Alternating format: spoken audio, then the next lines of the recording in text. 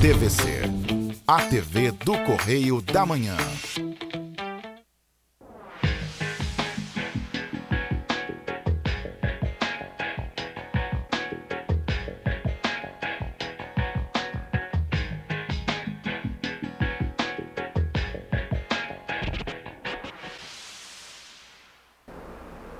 Olá, sejam bem-vindos a mais um programa Abrindo o Jogo.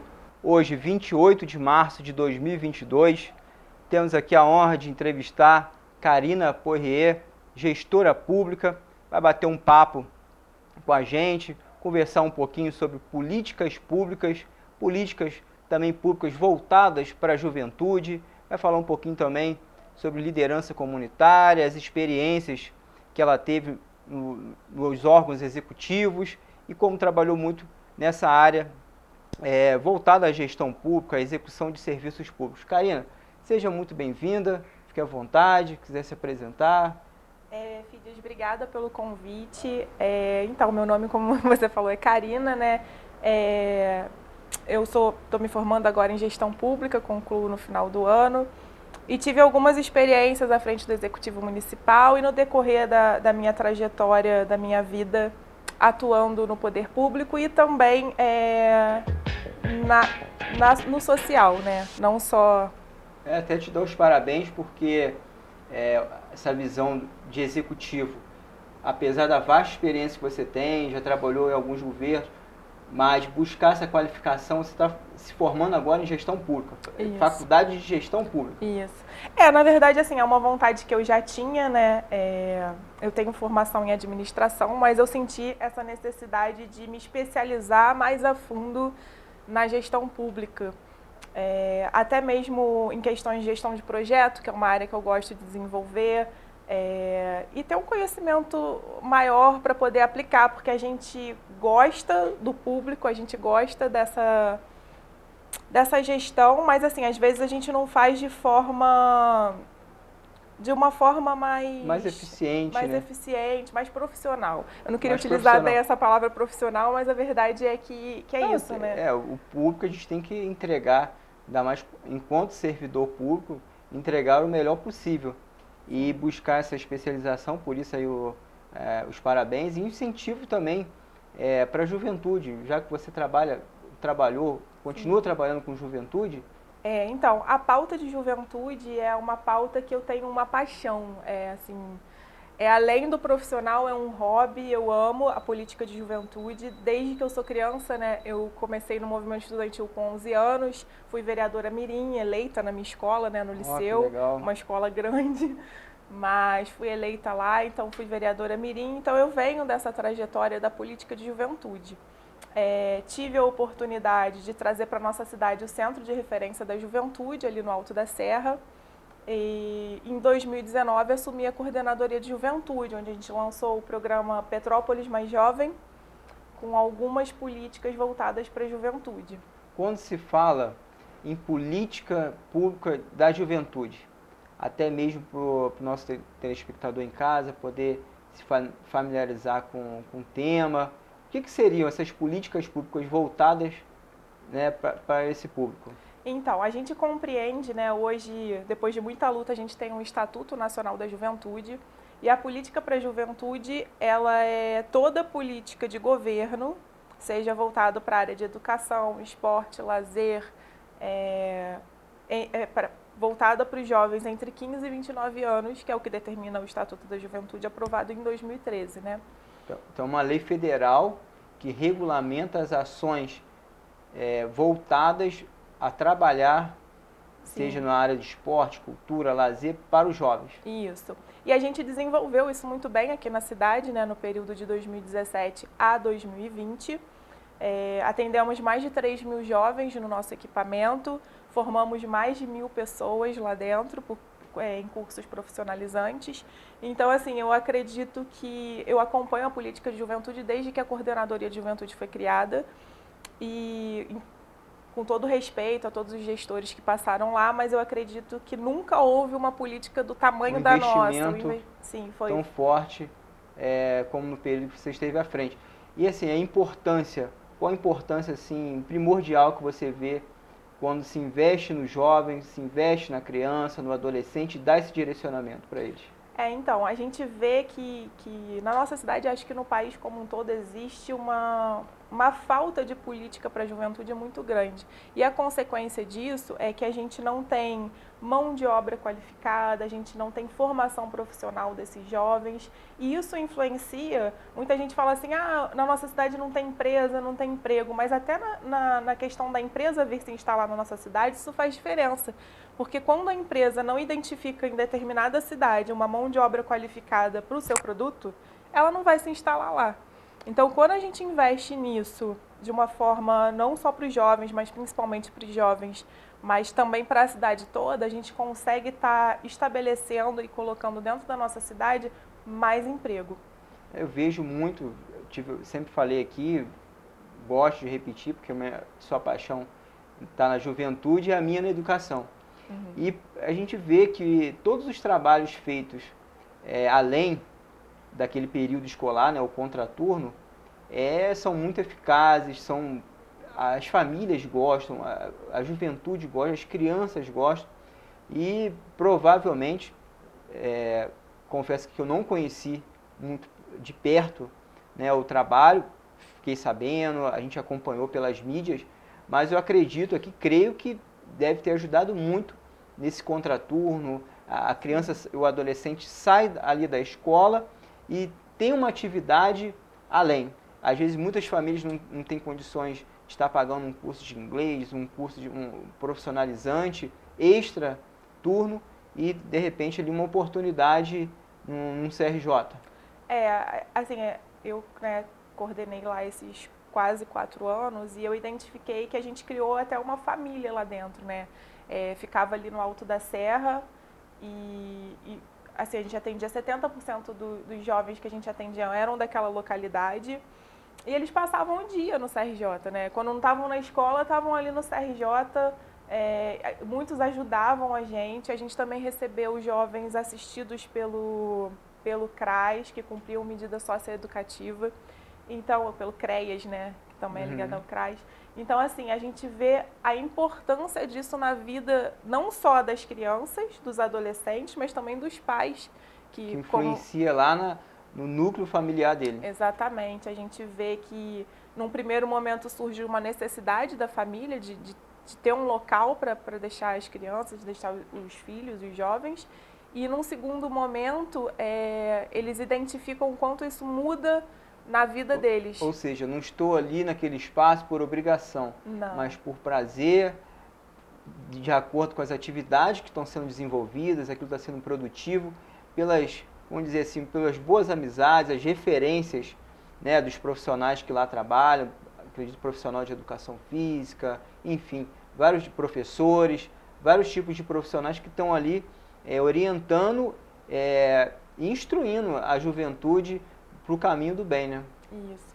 A gente chegou a ter 42 turmas abertas no CRJ, 42 né? turmas. Então, assim, lá a gente abria 7 da manhã e fechava 10 da noite. Então, eu tenho certeza que pôde modificar a vida daqueles jovens que passaram por lá e das pessoas de uma forma geral. E eu acho que é isso, acho que o governo, qualquer governo precisa estar investindo na política de juventude, estar investindo na política educacional, que é assim que a gente transforma. Eu não enxergo de outra maneira. Nosso bate-papo, algumas semanas atrás, a gente conversava sobre a tragédia que assolou a cidade no dia 15 de fevereiro. E logo nos primeiros programas aqui do Abrindo o Jogo, a gente ainda estava muito sensibilizado com a situação. A gente não pode esquecer, de fato, essa memória ela tem que ficar, mas tem que ser uma memória efetiva, de reconstrução da cidade em todos os níveis. Falava muito de estrutura, de prevenção, mas nessa parte, sobretudo nós que somos moradores ali do entorno do Alto da Serra, você especificamente ali da região, foi atingida. Essa reconstrução, esse dar esperança para a juventude, né, nesse momento é primordial. Então, Fides, eu sou moradora ali do Chácara Flora, né? Uma área que foi extremamente atingida, eu perdi muitos amigos, pessoas que eu conheço desde criança. Então, eu falo com muita propriedade em relação a tudo que vem acontecendo. A gente precisa de uma resposta talvez um pouco mais rápida, né? Porque o tempo não espera, a chuva não espera. As necessidades das pessoas... As necessidades são grandes, né? Eu vejo ali, a gente montou um ponto de apoio na casa da minha sogra, porque no primeiro momento estava tudo fechado e as coisas não estavam chegando a quem tinha necessidade. Eu digo coisas básicas, emergenciais, uma comida, uma água. Até hoje, né, tem algumas localidades que não tem água, é muito a realidade lá do meio da serra, que por não ter água canalizada sempre se viraram com as mangueiras e deram o seu jeito, né? E é uma necessidade muito grande. Mas, assim, é um sentimento muito de tristeza, eu acho que envolve hoje qualquer petropolitano, até os que não tiveram bem diretamente, dentro daquela área, mas quando você passa num local que foi atingido e vê a magnitude, porque, óbvio, existiu uma omissão, e aí eu falo de governos, poucos foram os que fizeram, poucos os que investiram numa política habitacional, que entregaram casas, que vistoriaram apartamentos, foram poucos os governos que fizeram isso. Mas fizeram, né? Tiveram os que fizeram. Então, assim, a gente vê a necessidade dessas pessoas de reconstruir a vida, mas, ao mesmo tempo, um sentimento de tristeza muito grande que assola ali a nossa comunidade. Você também, morador de lá, vem acompanhando isso, né?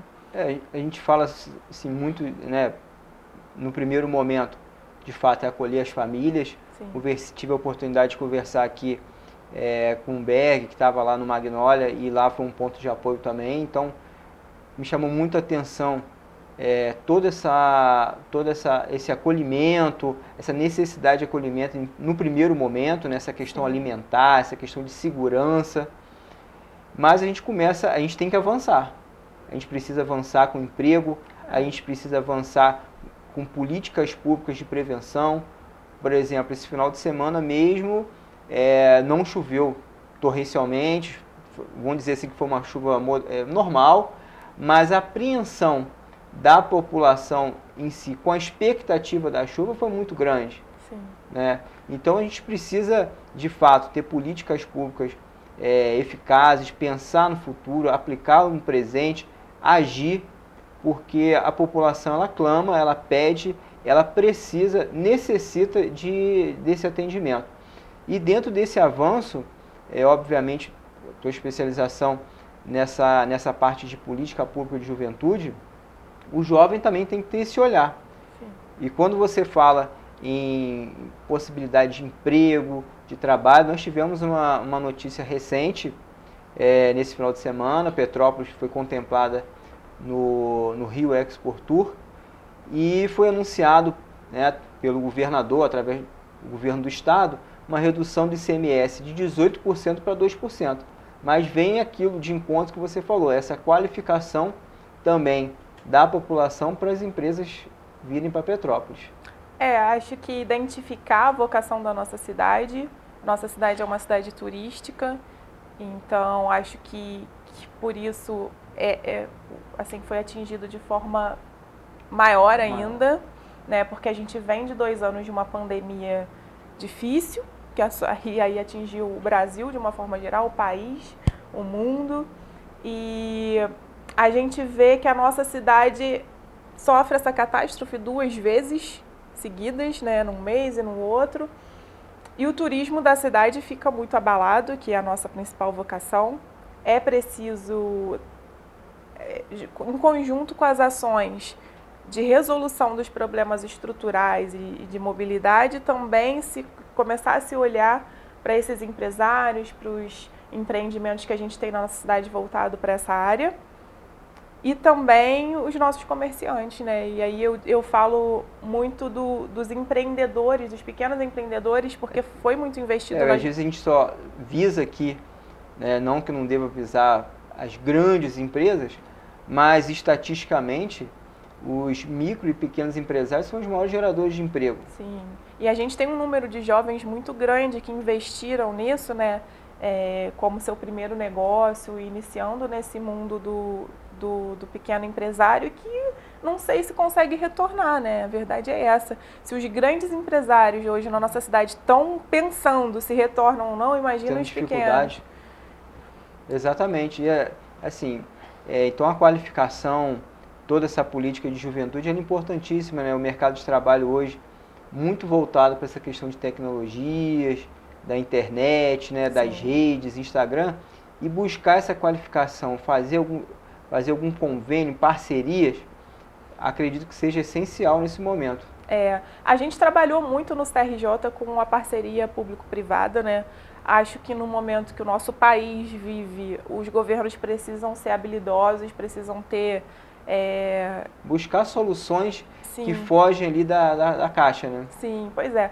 Porque muitas vezes a gente sabe que o sistema ele é burocrático, né? Então a gente tem uma dificuldade em fazer as coisas e eu só percebi isso quando eu fui do governo, né? Porque antes a gente acha que é tudo para ontem. A gente acha que, não, eu quero comprar isso e colocar ali. Não, não é assim. É um processo tremendo até você conseguir resolver de fato questões desde o ofício inicial Sim. até o pedido lá de entrega do produto é um parto. Só para né? ter uma ideia, os alunos cobravam muita gente lá um espelho, né? E eu fiz o pedido, se eu não me engano, em 2018 e foi chegar em 2021, quando já não era nem mais a nossa gestão. Então, assim, realmente é complicado, até porque, né, no governo acabam priorizando coisas macros, saúde, educação, e a política de juventude em qualquer governo sempre fica um pouco mais de lado. Né? Mais de lado. Embora seja importante quanto, sim. Mas o grau de prioridade, infelizmente, a gente ainda não tem esse grau de prioridade. Eu acredito muito, Karina, desculpa até interromper, mas que seja importante esse tipo de bate-papo, mais ações para divulgar o que é política pública de juventude, qual a importância dela e o impacto na sociedade. Sim, a política de juventude, ela é transversal, né? Porque ela transita ali em todo o governo.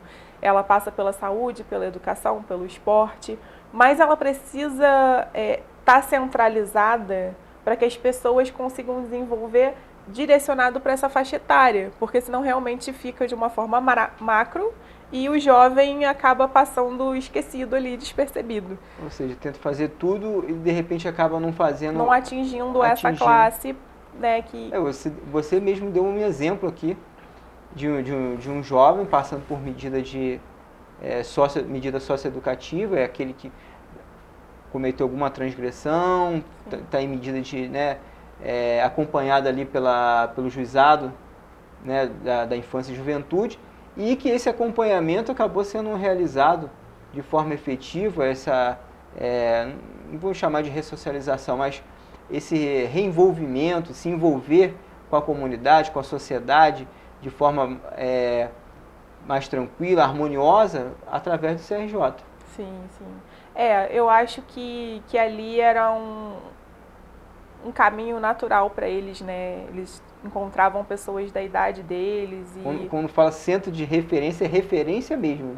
Referência mesmo. E assim, acho todos os que passaram por ali se sentiram acolhidos e se identificaram, né? Porque estavam no local que fazia parte da vida deles, que falavam a língua deles, né? Porque a verdade é que às vezes o jovem não é compreendido porque... Quando a gente passa dessa idade e a comunicação ela é muito dinâmica, né? Modifica muito rápido. Hoje em dia a gente vê jovens muito voltados para o mundo dos games, coisa que antigamente a gente nem sonhava. Então, assim, tudo evoluiu e o jovem e o dia a dia do jovem não foi diferente, né? Então é importante a gente ter pessoas que dialoguem com a juventude, que entendam esse novo momento que eles estão passando e principalmente esse momento que todos juntos estamos passando de pandemia, de crise, de tudo. E de fato é atrair os jovens. Se você bota um curso lá de mecatrônica, gamificação, alguma coisa nesse sentido, tenho certeza que o número de inscrição de jovens querendo conhecer, se envolver vai ser enorme. É verdade. Isso é importantíssimo você saber direcionar para o jovem o que ele precisa, porque também não adianta você ter um equipamento com 100 cursos e que não seja de interesse deles, né? Sim. A verdade voltado para a área específico ali para atendimento daquela população.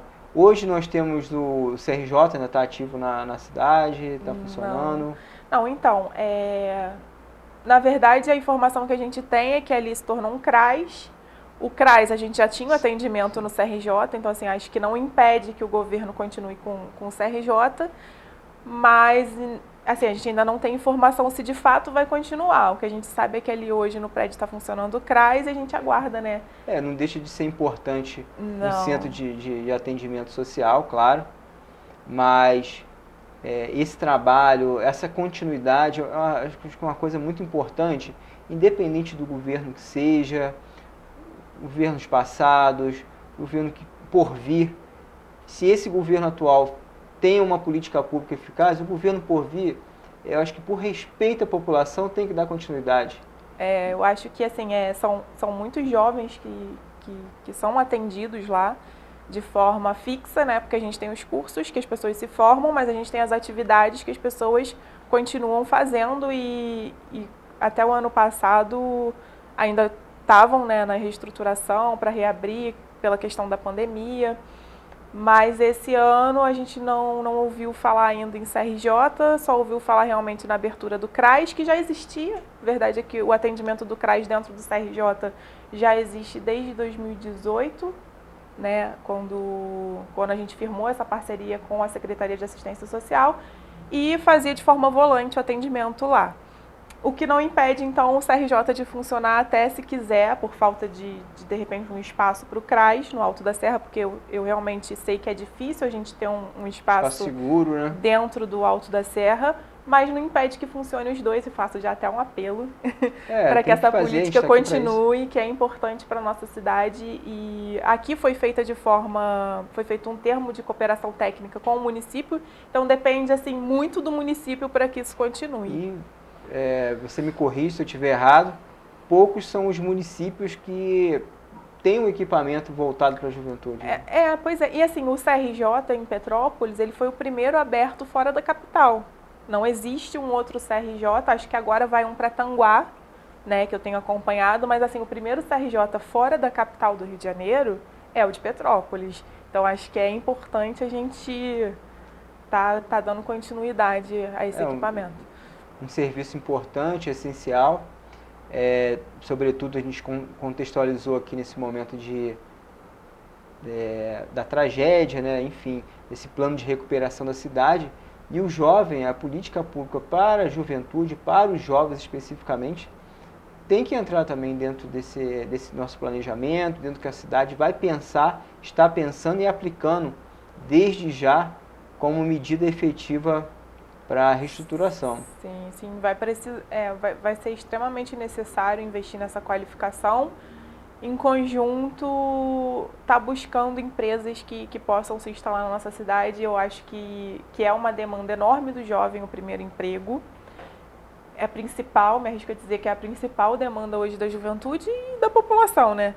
E para o jovem é mais difícil porque quando se fala de primeiro emprego, se fala de inexperiência e de pessoas que não gostam de dar essa oportunidade, né? Pela questão mesmo de experiência. Então, acho que é importante a gente estar investindo na qualificação, dando continuidade. Os programas voltados, assim, pelo menos que eu tenho conhecimento, tá? Para a juventude, em relação a emprego propriamente dito, seria o Jovem Aprendiz, Sim. Não é isso? Lembro bem também, no passado recente, porque eu estou novo, mas do CIE, minha primeira oportunidade de trabalho foi na Unimed, e através do CIE, né, Centro de Integração Empresa-Escola. Sim. E lá eu pude ingressar no mercado de trabalho com 16 anos, né, fazendo estágio, eu estudava na época no Liceu Municipal, e foi muito gratificante, eu ficava assim encantado, porque vendo ali os médicos, enfim, os administradores da Unimed, as pessoas que trabalhavam lá, dando todo esse suporte administrativo, e aquilo já me direcionou para a faculdade. Dali eu tive vontade, falei assim, não, eu preciso estudar mais, eu preciso galgar um espaço melhor para mim. Sim. Então o emprego seja para qual faixa etária for, mas hoje a gente está falando aqui da juventude, ele é essencial para nortear, para dar expectativa e para o caminhar, né, da pessoa, desenvolvimento. Né? Nós fechamos lá no CRJ, a gente tinha parceria com a Fundação CSN, né, da Siderúrgica CSN, e também com o CIEE. Então, assim, a gente conseguiu qualificar e empregar muitos jovens, e eu acho que é por aí. As pessoas veem no exemplo, né, quando vão trabalhar em empresas, os jovens veem no exemplo essa vontade desperta essa vontade deles estarem aprendendo mais e estarem se especializando e correndo atrás de um futuro melhor, né? Sai daquela expectativa baixa, que é a realidade de muitos jovens da nossa cidade. Subemprego, ou assim, Petrópolis não está a par disso, eu não sei o número, não posso falar o número, mas até de envolvimento com a ilicitude. Sim. O índice é alto, né? O envolvimento com a ilicitude, a gente vê pelo país, mas Petrópolis também não está estanque. A gente fala aqui para Teresópolis, Nova Friburgo, toda a região serrana, boa parte da região serrana, e a realidade da juventude não foge muito ao que tem sido noticiado pelo país de envolvimento com ilícito, porque a gente tem que atrair o jovem para o bom caminho, para o caminho reto, para o caminho do bem, mas também eles vão cobrar essa oportunidade. Sim, acho que é bem por aí mesmo, Fid, se a gente investir na qualificação profissional, e também, aí a gente fala da qualificação profissional, mas também a questão do lazer, do esporte, sim, de ocupação, porque também a gente fala, quando a gente fala de juventude, a gente fala a partir de 15 anos, de acordo com o Estatuto da Juventude, né? Então, assim, a gente fala de esporte, a gente fala de lazer, também para os jovens que ainda não trabalham, né? Sim. Eu lembro de um anúncio de um curso lá, na época eu fiquei até curioso, sobre empilhador, né? Empilhadeira, né? Sim. E tinha um maquinário e tal, fiquei imaginando, te juro, fiquei viajando como é que era aquele curso, porque assim, é uma estrutura mais sofisticada, né? Tem que ter um suporte maior para oferecer esse tipo de curso, né? Com esse tipo de maquinário. Então, meus parabéns mesmo, na época aquilo me chamou bem a atenção. Então, a gente fechou uma parceria com a Mike Operações, professor Jefferson Barros, assim, um super parceiro nosso. Ele tem essa empresa no Rio. E aqui a gente pôde ofertar os cursos, inclusive vamos estar retornando, né? Vou falar já também da nossa... Vamos deixar para o segundo bloco, que passa rápido, a gente está quase chegando lá. Então, assim, a gente conseguiu fechar essa parceria, então a gente ofertava curso de máquinas pesadas, de empilhadeira, de retroescavadeira. Sim. Então foi bem bacana essa parceria que a gente fechou, inclusive eram os cursos mais procurados nossos, né? Porque, por exemplo, de empilhadeira era possível fazer a partir de 16 anos. Então isso dava... Eu fiquei curioso, te juro, quando eu via o anúncio, assim, fiquei imaginando aqueles maquinários lá, como é que deve ser mexer naquela... E você vê que está sendo importante para a cidade hoje esse tipo de profissional. Sim. Que pode fazer dragagem de rio, toda a limpeza da cidade. Esses profissionais que sabem operar esse tipo de máquina foram essenciais para a cidade, estão sendo ainda. Grande parte das pessoas que fizeram esse curso, né, e muita gente tinha curiosidade de saber se mulher também podia fazer, já tivemos muitas alunas. Que legal. Saiu empregada, porque a procura por essa mão de obra é grande, o piso salarial é acima da média hoje de outros empregos, né? Então, a procura foi grande e o retorno também foi muito bom em relação a esses cursos. Muito legal.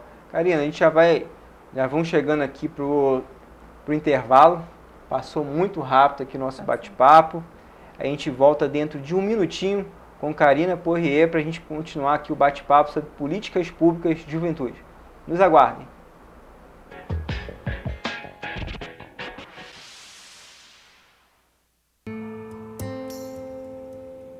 Mulher só sabe pilotar fogão.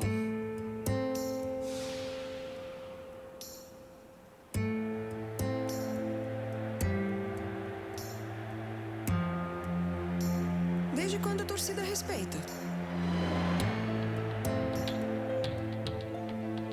Mulher na obra nunca dá certo, né?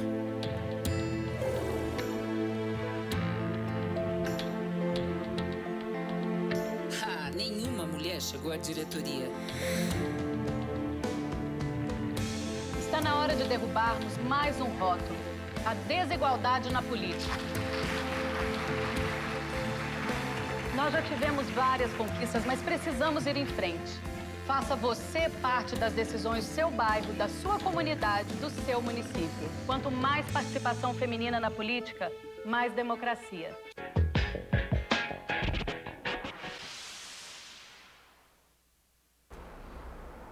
Olá, sejam bem-vindos. Quem estiver chegando agora, quem nos acompanhou no primeiro bloco, vamos dar continuidade aqui no nosso bate-papo agradável com Karina, gestora pública, participou do CRJ, Centro de Referência de Juventude, trabalha com políticas públicas para a juventude. Karina, vamos dar prosseguimento ao nosso segundo bloco, continuar aqui falando um pouco dessa juventude maravilhosa que a gente tem, que é o nosso futuro. E dentro disso a gente falou muito, a gente focou aqui muito também na parte de esporte e lazer, falamos muito de qualificação, mas especificamente, teve um projeto, não sei se é projeto ou programa, Empoderadas. Isso. Então, o Empoderadas é um programa do governo do estado, da minha amiga Érica Paz, né, que é campeã mundial de MMA, faixa preta grau 5. Ó, essa daí a gente tem que... Ó. Ela fez aquela novela, né, da Rede Globo. Da Rede Globo, com a Paola Oliveira. Ah, lembro. Então, assim, que a Paola era uma lutadora, né? A Érica é uma pessoa incrível, né, que idealizou esse projeto, levou até o governador e ele abraçou o projeto. E a gente conseguiu instalar, foi um dos primeiros polos do estado, foi aqui em Petrópolis também. E ele, assim, ele vai além da defesa pessoal da mulher, porque ele presta uma assistência jurídica, assistência psicológica, e a gente conseguiu fazer muitos atendimentos no CRJ e continua, inclusive, hoje na cidade com a Marjorie, a professora do Empoderadas aqui.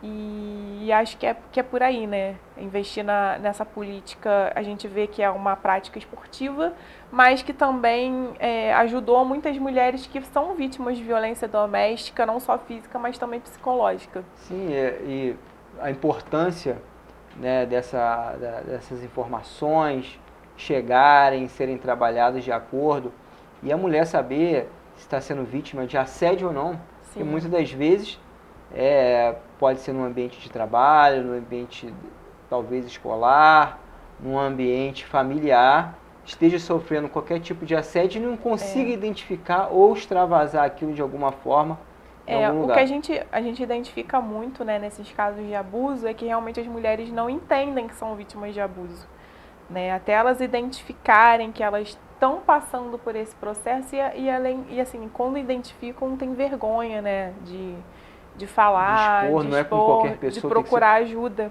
Então, quando a gente leva essas aulas, e aí ela passa a ver no dia a dia, às vezes a gente já teve caso de aluna que chegou lá sem saber que estava sendo vítima de abuso, mas quando começou a aula e foi explicado as formas de abuso, ela identificou e falou, poxa, caramba, eu estou passando por isso. Então, ajudou as mulheres também a identificar. E jovem, principalmente, pela pouca experiência de vida e de relações, acaba sendo mais... né? Embora a personalidade ali já esteja formada, ou em formação, porque o teu atendimento vai de 15 a 29 anos. Mas sendo construído a personalidade, o caráter, enfim.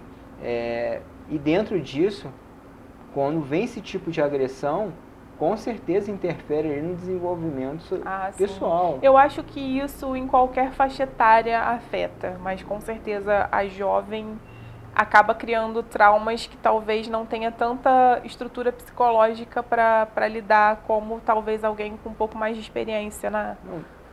Sim, e é essencial um tipo de programa desse, Empoderadas, que já na primeira vista a gente vê que o esporte, mais uma vez o esporte, que é essencial, sim, ele vem ali como quebra aquele primeiro clima. A gente trabalhou bastante essa área esportiva, né?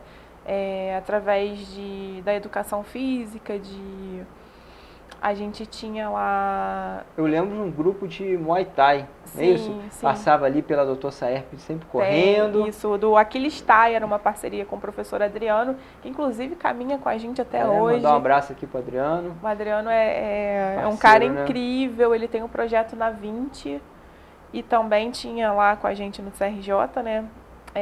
E um cara totalmente do bem. Você vê mais uma área que foi atingida, né, 24 de maio, Sim. com um projeto aí esportivo muito importante do professor Adriano. Eu lembro a criançada correndo ali junto com ele ali na Dr. Saerp, dava aquela volta toda e voltava ali pro... Eles são muito focados, inclusive trouxeram muitas conquistas aqui para nossa medalhas, cidade. né? Muitas. Isso vai incentivando a criançada ali, os jovens a seguir o caminho do esporte, né? Sim, e aí a gente trabalhava também treinamento funcional. E assim, o nosso público-alvo era de 15 a 29 anos, mas a gente abriu turmas de balé, por exemplo, a partir dos 3 anos.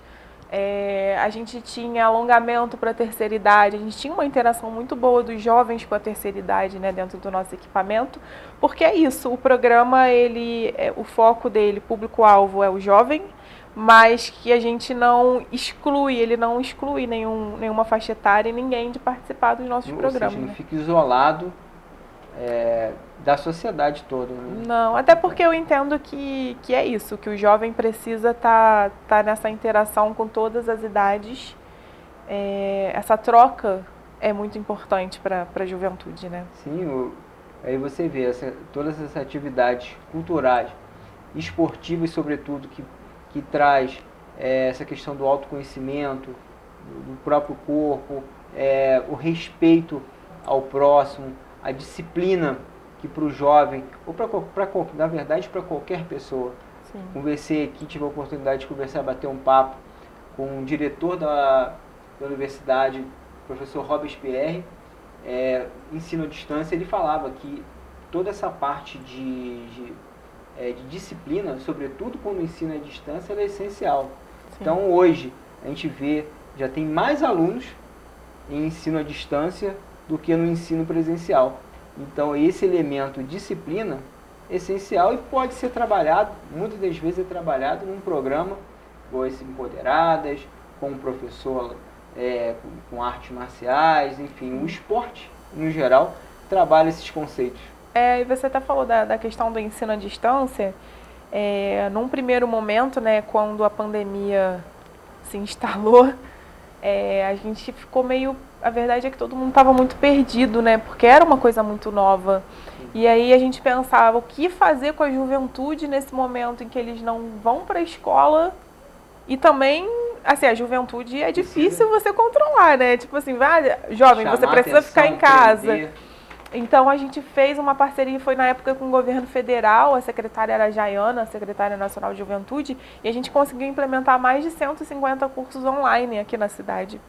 Tivemos uma boa adesão também e mostrou o quanto que o jovem tem interesse, sim, em estudar. E, às vezes, a gente vê como essa forma online atrai bastante a juventude, né? Se eu falar, o jovem não gosta... Não. Tem que ter também, não só o incentivo, mas também atraí-los. Sim. Algo que atraia, que chame a atenção, que seja motivador. A gente conseguiu construir a primeira semana da juventude totalmente online. Né? Em Petrópolis, porque assim, a gente não podia aglomerar, né? E fazer evento de juventude sem aglomerar Essa semana de juventude, o que era desenvolvido? Então, a Semana da Juventude ela é uma lei municipal. Inclusive eu elaborei essa lei, né, ainda pela sociedade civil, apresentei para a Câmara de Vereadores e hoje... Foi aprovada, foi promulgada? Foi aprovada. Sancionou? Sim, e assim, hoje é lei, então toda gestão elabora uma semana de atividades para a juventude e não poderíamos deixar de fazer mesmo com a pandemia essa semana. Então a gente construiu de forma online, investimos no e-games, né? Montamos um campeonato de Free Fire que foi um sucesso, que o jovem gosta muito. A nossa abertura tinham 100 jovens, porque era o número máximo permitido na plataforma, né, que a gente utilizou para fazer a abertura da Semana da Juventude. Então a gente viu o quanto o jovem tem interesse, porque às vezes de forma presencial... Aprende, né? Que você motiva ali, ele já fala com o outro amigo dele, que manda hoje uma mensagem no WhatsApp, se inscreve lá no campeonato. E manda pro outro. O campeonato, nós tivemos 600 jovens inscritos no campeonato, e assim, porque não cabia mais. Porque se a gente fizesse de um formato maior, teríamos 1.000, 2.000 e quantos? Hoje você vê torcida para, por exemplo, o Flamengo tem uma equipe não sei se fala assim, tá? Me perdoa, Epic Games, eu não sei, são jogos online, né? Sim. Então o Flamengo hoje tem jogadores ali, contratados, profissionais contratados, virou um mercado. Nós tivemos até 2 jovens que atuam muito nesse mercado aqui, que é o Edzão, né, que nos ajudou, porque assim, eu não jogo Free Fire. Então assim, mas eu preciso, né, como gestora de juventude, eu preciso conhecer para falar a língua do jovem que gosta dessa área. O que é Free Fire, né? Então o Free Fire é um jogo, né, online. Então, assim, não tem só o Free Fire, tem outros jogos também, mas assim, o Free Fire eu acho que hoje é o que é mais utilizado pelos jovens, e o Edzão estruturou, passei a entender de squad, dar peito, enfim, esses termos que são muito utilizados. Isso, são muito inteligentes. E também o Mac Bleff, né, que é um super jogador da nossa cidade, ele é mega conhecido, joga profissionalmente hoje, inclusive ganhou o campeonato. Olha!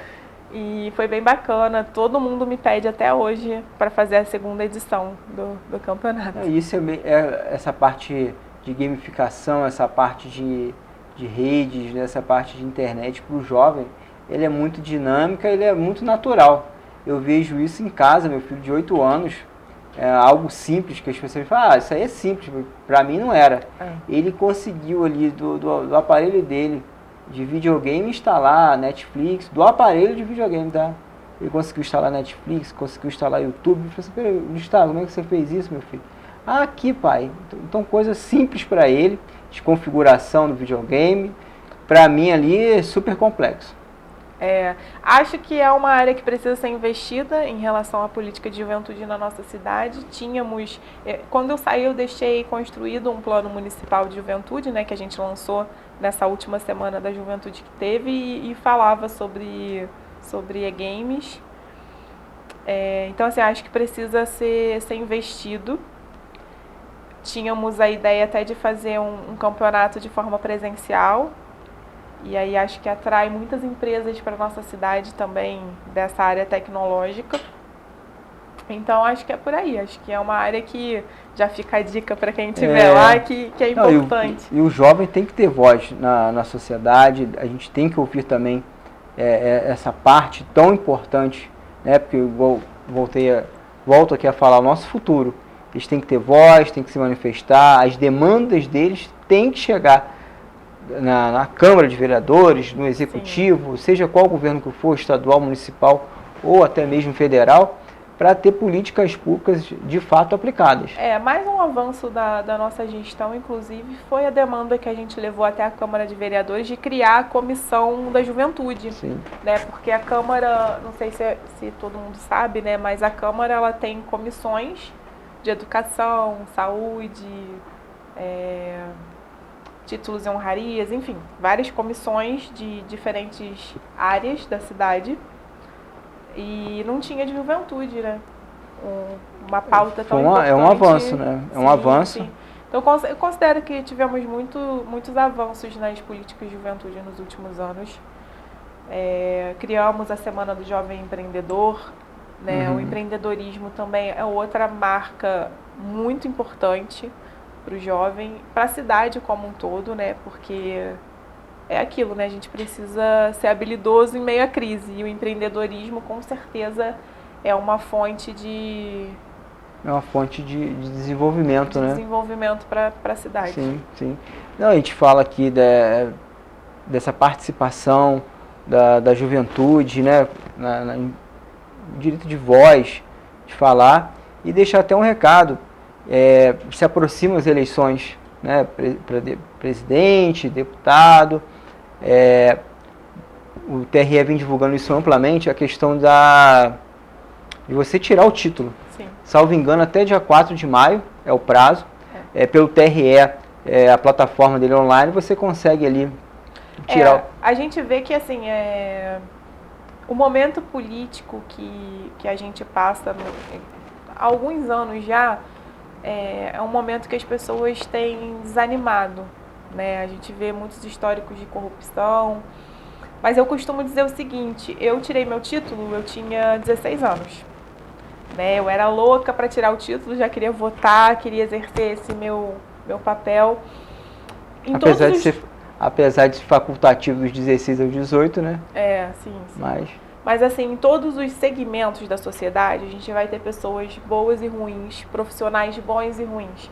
Na política não é diferente, porque ela é composta por seres humanos e que erram e acertam. Sim. Então, a gente se esquivar, a gente se omitir, não é a solução.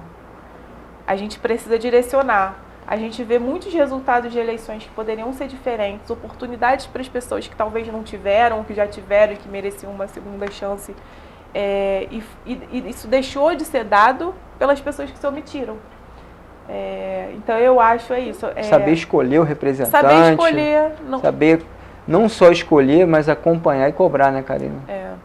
Eu acho que falta isso também. A população cobra, depois da eleição, muitas coisas do governo.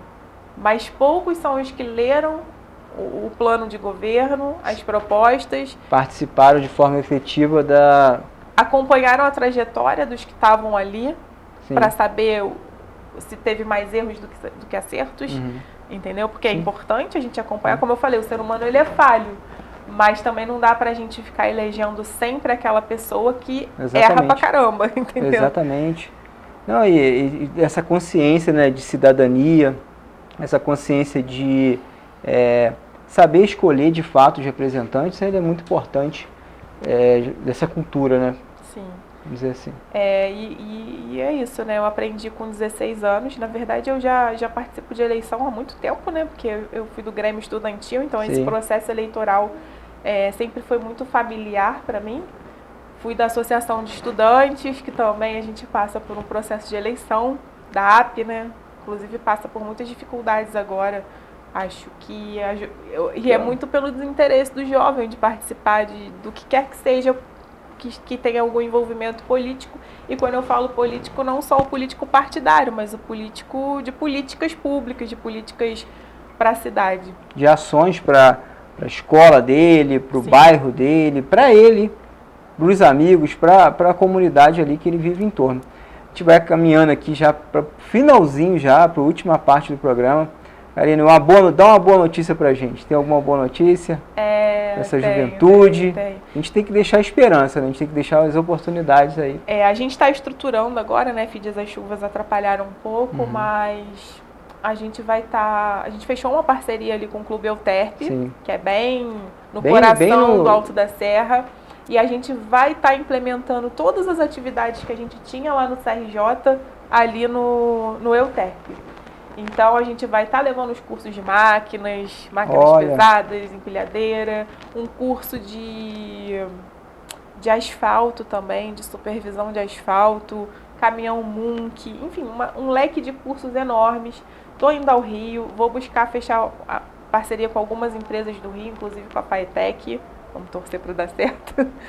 Mas, assim, a gente já tem uma grade de cursos muito boas firmada e também as atividades, né? Porque a verdade é que o CRJ sempre teve o apoio da comunidade e essa comunidade nos procurou querendo dar continuidade e a gente vai estar fazendo ali no Euterp um projeto social. É um projeto totalmente social, então também se você for da cidade e tiver interesse em participar de um projeto social, a gente está aberto a fechar parceria. E vamos eu acho que o Alto da Serra merece ter essa continuidade de trabalho de cursos e de atividades. E acredito que agora em abril, até o final de abril, a gente consiga inaugurar lá. Entendi. É uma ótima, não é uma boa notícia não, uma ótima notícia, porque de fato traz esperança, traz expectativa, possibilidades, não só para a juventude ali do entorno, mas ela movimenta todo um bairro, né? Todas as comunidades que estão em torno. O atendimento geralmente são quais bairros que tem mais procuras? Não, então, a gente ali, como eu falei, né, a gente atendia no CRJ 70% do Alto da Serra. Acredito que a gente continue nessa proporção pela localização do equipamento. Mas a gente tinha aluno da Baixada, a gente tinha aluno de Pedro do Rio, a gente tinha aluno da Posse. Então, assim, a gente conseguiu chegar nos 4 cantos dessa cidade com os nossos cursos e com as nossas atividades. Isso daí eu não tenho dúvida. E tendo atividades online, então, aí que... Também vamos investir e acho que ali no Euterpe a gente vai ter um diferencial, porque a gente vai conseguir trabalhar o futebol de salão, né? O espaço do clube é um espaço muito bom. Que é muito atrativo, né? Sim, sim. Então a gente vai conseguir investir até em outras áreas que a gente ainda não tinha tido o atendimento. Olha, muito boa notícia. Torço, Karina, de coração para que dê certo. Sou morador do Alto da Serra, desde criança, minha vida inteira lá. Então, assim, é uma notícia que me traz muita felicidade, pode ter certeza.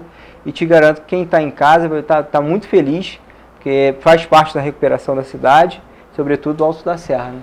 E assim, a gente vê que o clube ali, né, o Euterpe é um clube conhecidíssimo na cidade, é um clube centenário, que desenvolvia atividades com a terceira idade, né, o público-alvo, né, dos bailes da terceira idade, e que agora a gente vai conseguir dar uma função também social para o clube, né.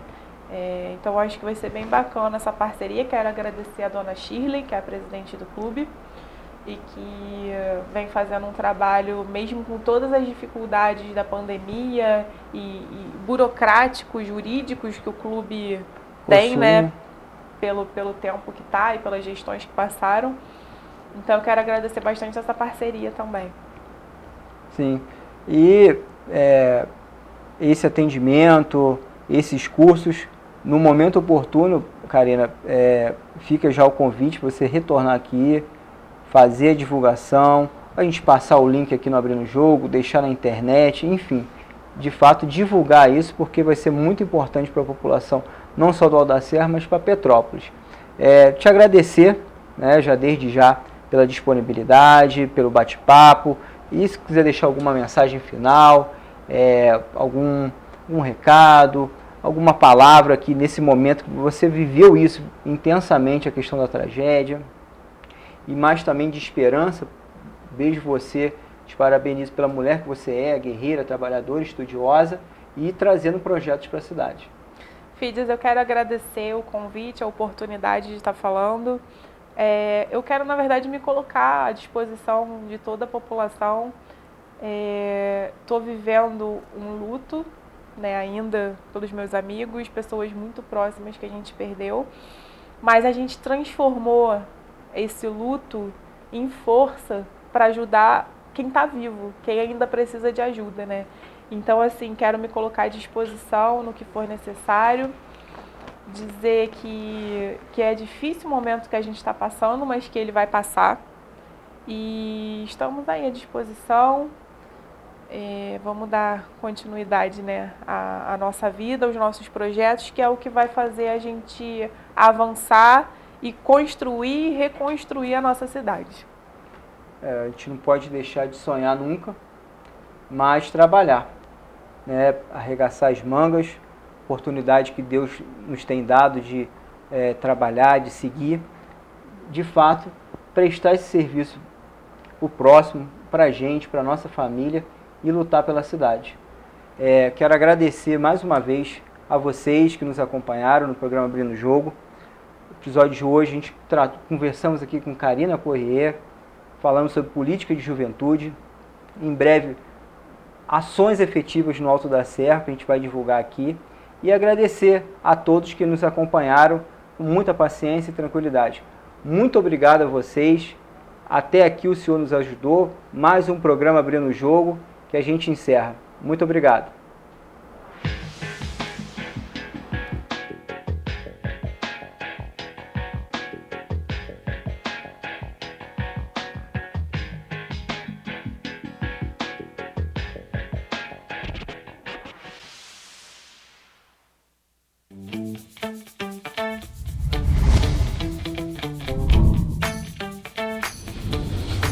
TVC, a TV do Correio da Manhã.